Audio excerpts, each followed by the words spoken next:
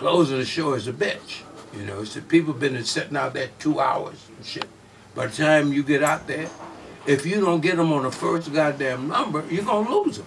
He said, 2 hours, everything is down the motherfucking hill. He said, you imagine driving 2 hours, and he went on through this shit. He said, that's why when I opened the motherfucking show, Mona Lisa, Mona Lisa, and he went through that shit for me.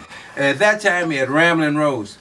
Because I promoted Ramblin' Rose. I was the one that promoted Ramblin' Rose. Well, why we started doing these big shows, and there was Connie Francis, Paul Anka, Bobby Rydell, Frankie Avalon, all these kids on the show. Yep. And now I've been out there a little longer than them, you know what I mean? Yep. They want to put me down at the bottom of the motherfucker. Lord, it's your band, so you close. No, no, no, no, no. Fuck closing the show. Right.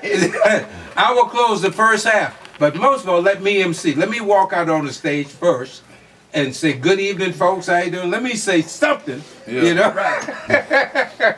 Or I'll be right back, but don't tell me that Cola told me.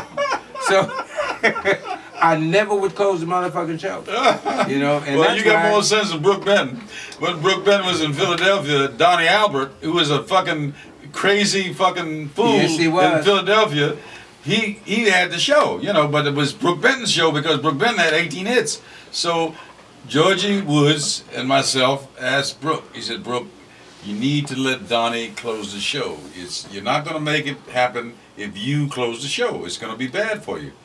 And Brooke, no, I'm the star. I got to close the show. Fuck that shit. Donnie Albert went on for about an hour and a half and did that show. When Donnie Albert was finished the show, all Brooke Benton saw was people going out the place. Wale, let me tell you something. We was in England.